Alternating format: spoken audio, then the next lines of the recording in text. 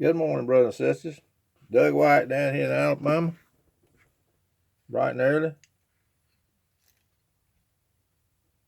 Still a little bit sleepy here. Fixing to go off and babysit here in a little bit down in the country. But this morning I was thinking about, I woke up thinking about Brainwashed by Cowboys. Brainwashed by Cowboys. That's what I was thinking about this morning. Thought I'd try to do a little talk on it. I was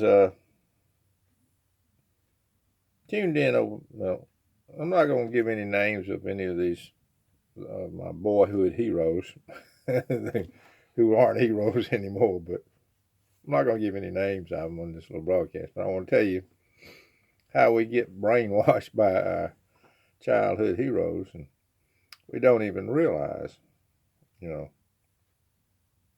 we're programmed into the way we think, in the environment that we're brought up in. But anyway, I tuned into, I used to watch when I was a child, cowboy movies. Everybody had their heroes, the cowboys. And they used to come into town, and it'd be an ordinance, and the hero of the little episode would enforce this. Sometimes they'd enforce this law about turning your guns in, and of course most everybody would comply with it. They'd throw their guns over in a pile and wouldn't even care, and they wouldn't put them. You can get them when you leave town, but check them in now. It's city ordinance. And of course, everybody complied. I'd think twice about if I had a nice firearm, throwing over. There wasn't any checking, man. They just throw it over. How'd you know which gun was yours? But they throw it over there. Most of them complied, but if you didn't comply, you were liable to get a bunt line special over the top of your head and hauled off to jail if you didn't comply. So you see how it's kind of hard to unscramble eggs in the way you're thinking, because we can program from a child how to think. Turn in your gun. Now, I don't own a gun. I don't even own one. But I think it's good that all my kids own it. I could get my hands on one if I wanted one, if I needed one. But like I say, I like to watch my angel take care of me. I've seen it all through my life. God has preserved me in all kinds of situations. So I'd rather go that route, but I could get my hands on one if I had to have one. But I haven't owned any kind of gun or cared for one. I might have had one somewhere, but for a short period, but haven't really cared for them since somebody made me carry one forced me to carry one for a good while I was a young man. So, but I think it's a good thing that we have people are able to have firearms in this country. And I just wonder how, even back then, we were being conditioned to, oh, yeah, here's my gun, yeah, sure. I don't see how that would happen. And then when somebody did protest, like I say, boom, over the head and off to jail, by the hero of the episode, the law enforcement hero. Which brings me to another subject, another episode I saw. I've gone back and I've started looking at these things that I used to watch when I was a child. And the hero that I had as a child is not a hero now, to say the least. Well, in one of these episodes, they were the well, this isn't. I'm not talking about. I'm not going to tell you the series I was watching. Or it's no particular order about something like this. But I'm just telling you. This fella named Wyatt Earp. He was one of the heroes of our day in this Doc Holliday. In this particular little western, all Wyatt Earp and Doc Holliday had on their mind was getting to school for this little town, and making sure that everybody was on the on the same page when it comes to taxing. Having some taxes to pay for this school. Of course, everybody. For what they first do is you presume.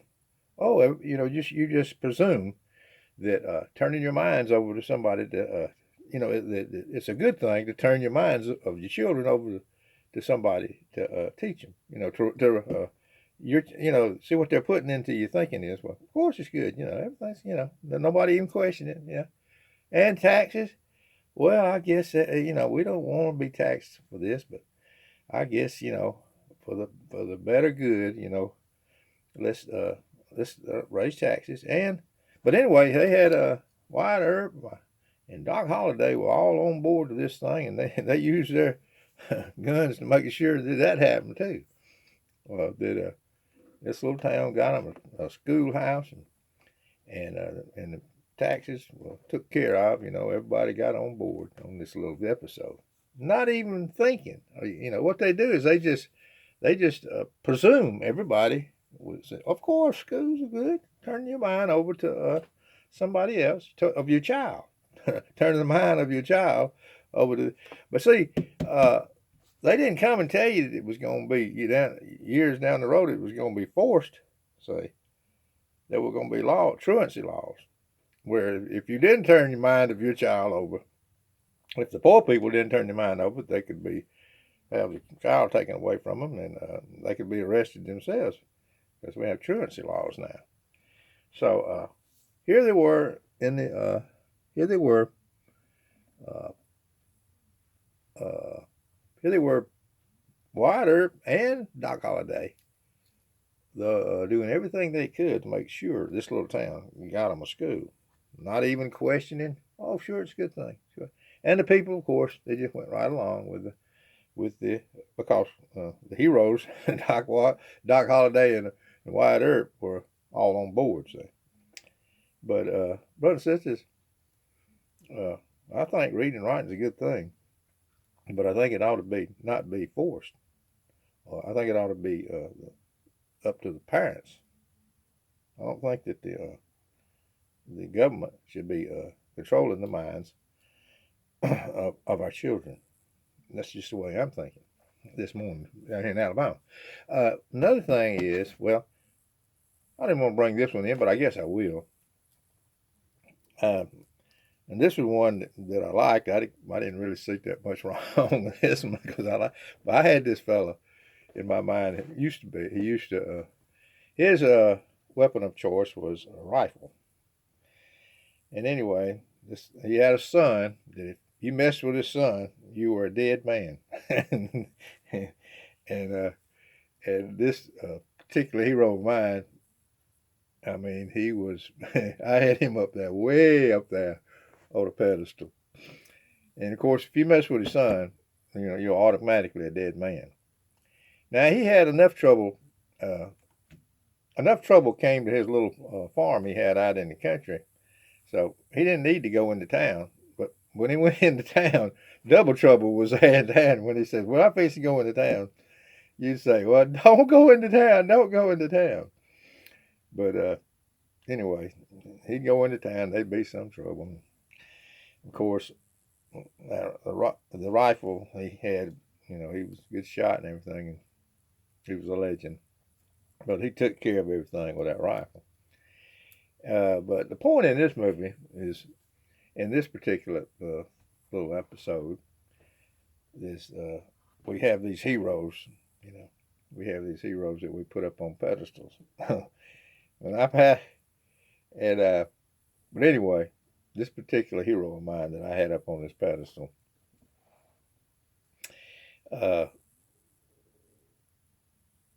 he was on the Johnny Carson show one night, and I found out that he was just a man.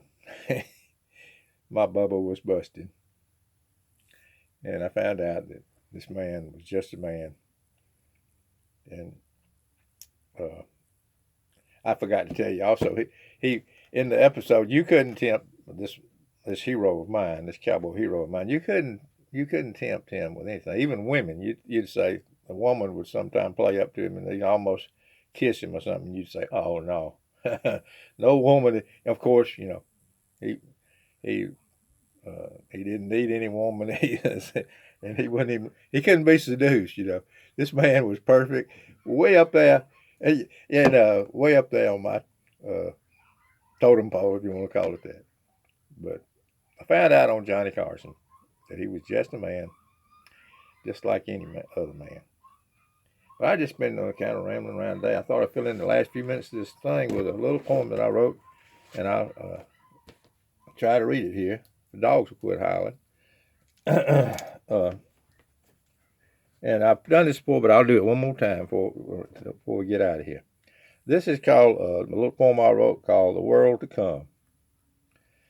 My brothers and sisters, do you miss someone? There's bright hope that you'll meet again in the world to come. Beloved, we need not grieve as some, for the Lord has promised there's a world to come. In that happy land where the Lamb is a light, everything there will be made right. So, my brothers, my sisters, if you're missing someone, set your affections on the world to come. Dear child of grace, let me see that smile. Our troubles here are but a little while. My brothers and sisters, if you're missing someone, start looking forward to the world to come. No more death, no more pain. For where he is can be only gained. And of that great number, he will not lose one. They will be there safe in the world to come, a multitude likened to the sand by the sea. His great love brings hope to a poor sinner like me. So, my brothers, my sisters, if you're missing someone, remember the Lord has promised there's a world to come. Beloved, the good Lord cares for his own, and he has made certain they all arrive home into the kingdom of the Father's dear Son in that beautiful world to come. Luke 18:30 is where I would point you toward on that one, on that little poem. And he said unto them, Verily I say unto you, there is no man that hath left house, or parents, or brethren, or wife, or children, for the kingdom of God's sake, who shall not receive manifold more in this present time, and in the world to come, life everlasting. Brothers and sisters, that's about all I got to say for today, you know. I'm gonna just, when I run out of things to say, I'm just going to go back and maybe read a poem or something. And because, like I say, they get stuff back to the end of your catalog, and it's hard for people to find them. But that's about all I had to say today. But anyway, God bless everybody out there. Peace and love from this old boy down here in Alabama.